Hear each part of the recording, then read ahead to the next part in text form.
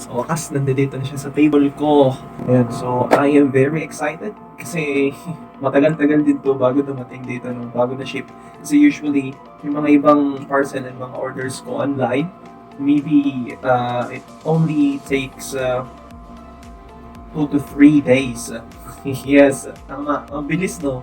2 to 3 days. Maybe pinakamatagal na yung 4 days. And ito, inabot ata ng isang linggo. So, hindi ako nagsama ng isang linggo. So, maybe i-flash ko na lang dito yung date kung kailan ko siya in-order at kung kailan siya dumating dito sa amin. So, anyway, let's try to unbox it now.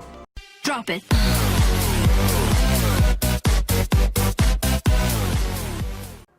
Alright, so ito na nga yung box natin from Lazada. Ang laki ng box niya, pero headset lang naman yung nasa loob. And napakagaan niya. So I hope hindi tayo nabogus ni Lazada na medyo kinakabahan ako. Okay, so now, let's try to unbox it. Pero, teka muna! Munting paalala mula kay Teacher Froilan, huwag hayaang mag-unbox sa mga bata dahil napakadelikado ng mga matatalim na bagay na ito. At huwag kalimutan, i-disinfect ang mga packages ninyo bago hawakan. Parang ganito. I know you came here to see. If you a freak, then you come on with me. And I know what you came here to do.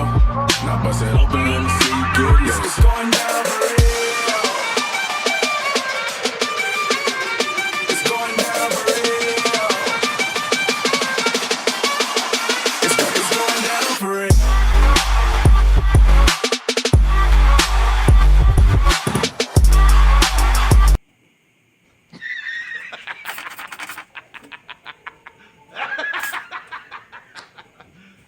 You serious? Alright, so let us continue. And yan na nga, unbox na natin siya. Yan, so fast forward lang natin ng konti, ano. Medyo matagal-tagal ako nag-unbox eh. Okay, at ayan na nga. So makita nyo naman, it has a bubble wrap on top of the package and also dun sa bottom niya. So I can say that it's pretty safe. So good job Lazada and good job dun sa shop na pinagbilihan ko nito. So yung shop na pinagbilihan ko nito is yung HP Digital. So maybe you can check their shop. Ilalink ko na lang dyan sa description below. Alright. Okay, at na-unbox na natin yung pinakaunang box. Now, i-unbox ulit natin yung box niya. Pero sa tingin ko, kailangan natin disinfect to. Disinfect muna natin. A few moments later.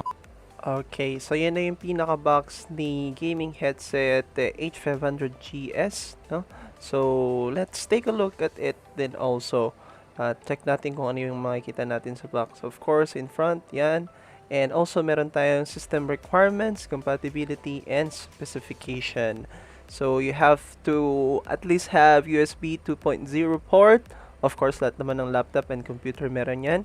And compatibility, check nyo na lang. PC, laptops, and other devices. And specifications, nakakatawa magbasa. Bala na kayo dyan.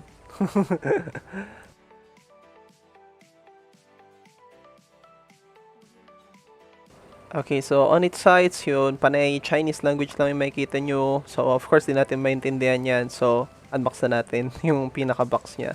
Let's go!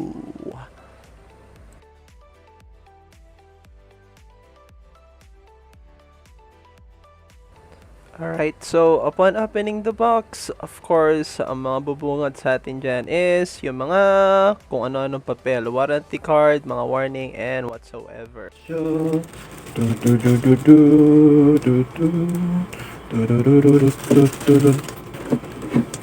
alright. Ang laki niya. That's what she said. Ang laki niya.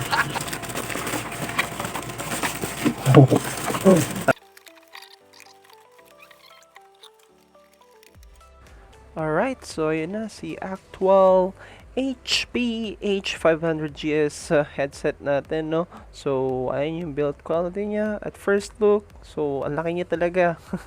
And yun, yung ear cups niya, it's so squishy and it looks like it's gonna be comfortable pag sinuot natin. And pagdating naman sa wire niya, I expected na covered siya ng braided nylon, but sadly hindi. So normal lang siya na cable na ganyan. Now, let's start to review this badass headset.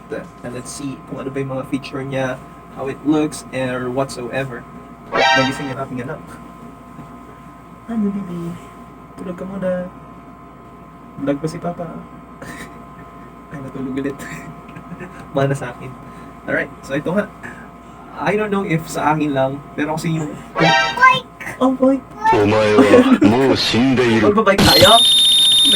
Ay, naku. Mabike daw tayo. Okay, tuloy na lang natin. Ha? Pinatay ko na yung computer. Bye-bye. Mamaya na lang daw. Like, bye-bye ka. Halika dito. Bye-bye ka dito. Bye-bye. Bye-bye ka.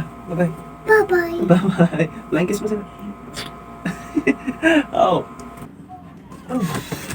Sa wakas, matutuloy na ulit natin, no?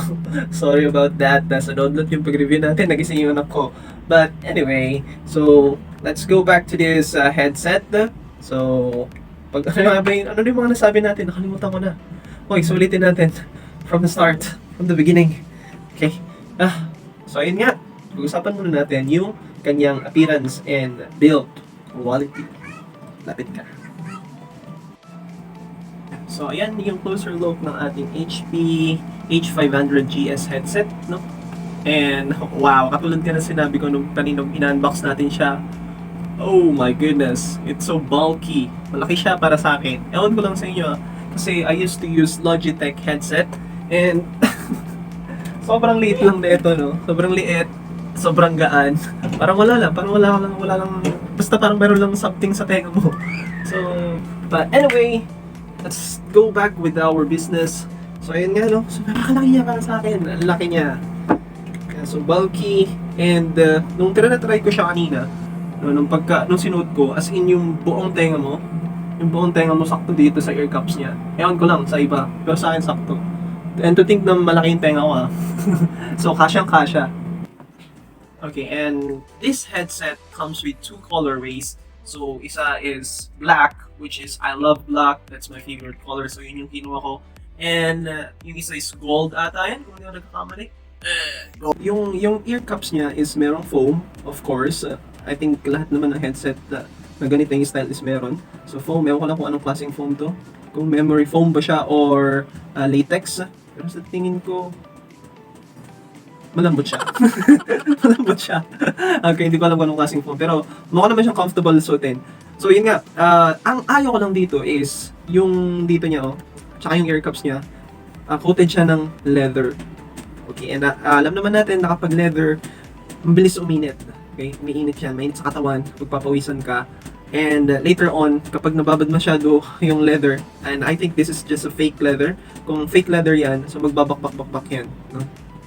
Yun lang sa tingin ko, kapag fake leather siya, kapag nababad yan ng matagal sa pawis at init, so magbabakbak siya.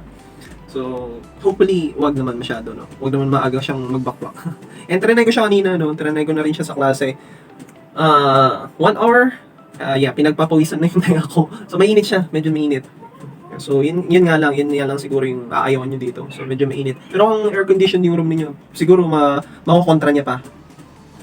Okay, and yung wire niya, so this is, ang inakala ko naman na wire niya din is, kasi usually yung mga peripherals natin ngayon comes with braided nylon, covered with braided nylon yung mga cable nila. So ito hindi, pero yung cable niya is makapal. So, hindi siya katulad ng mga ibang headset, so makapal siya. And I love that, mukha siyang durable, so makapal siya. Can you see it, guys? Mas makapal pa sa charger, mas makapal pa sa mukha nung umutang sa inyo tapos hindi na binayaran. Charot. At ayun nga, so USB siya. Okay, USB 2.0. Hindi siya jack. So the reason why I chose that, parang mas used ako sa ganito, sa USB instead of 3.5mm jack. At ito rin, no? So meron siyang mga controls. Okay, dito pala. So may mga controls siya. And gusto ko yung controls, yung merong controls para hindi ko na kaya pag sa klase kasi kapag i-mute ko yung microphone dati, so may settings doon na kailangan mo pang pindot-pindutin. So 3 to 4 clicks away pa bago mo maset yung pagkakamute. Pero kapag meron kang controls na ganito, isang click lang. Yan. Ganun siya. Okay, and ang haba din ng wire niya, no? That's what she said. Oo, ilang meters to. Okay. So, yan.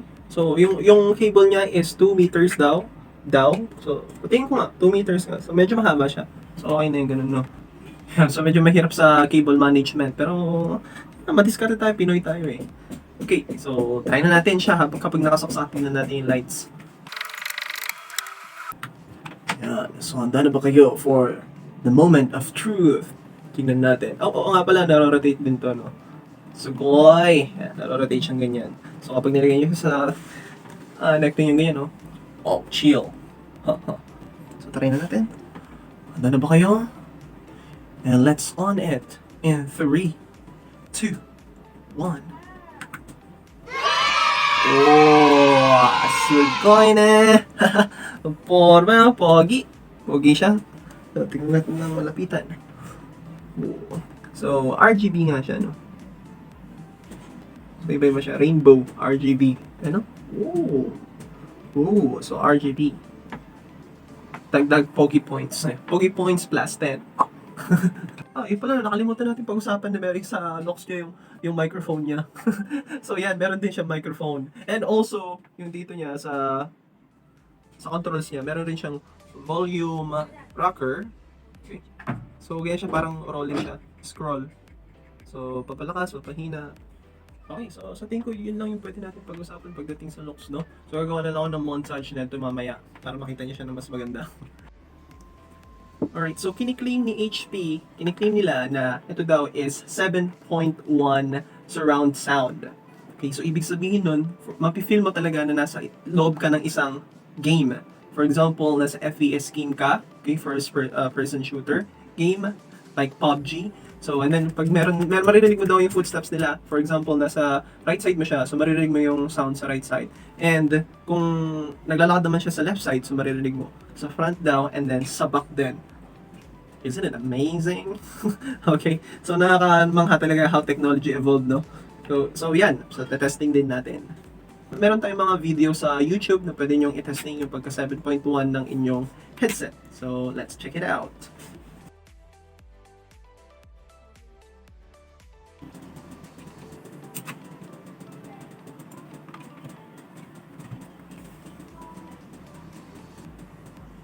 Damn! Ooh, okay. Ang masasabi ko lang is, yes, 7.1 surround sound siya, no? So, testing dun sa video na to na, so yung front, rear, right, rear, left. Okay, so, front, right, front, left. So, yung right side, yung left side, rear, right, rear, left, and then yung back. And, wow, that's so amazing, huh?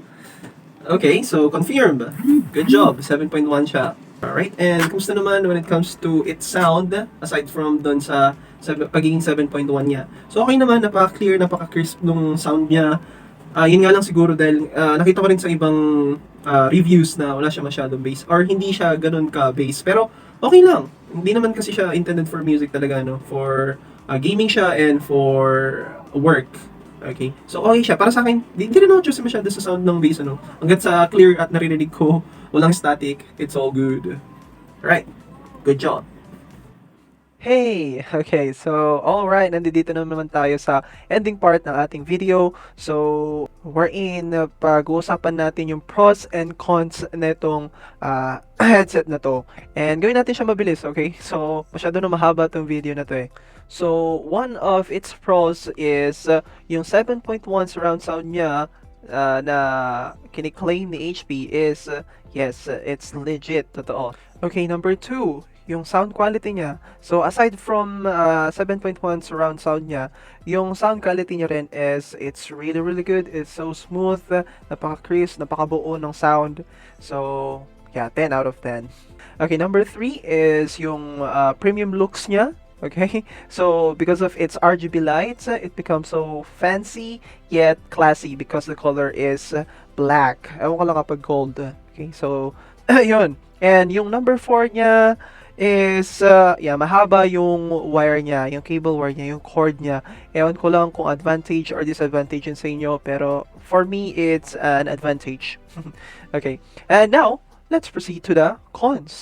Okay, number one, na cons niya is, of course, yung ear cups niya and etong headband niya dito, no? It's coated with leather. Alright, number two.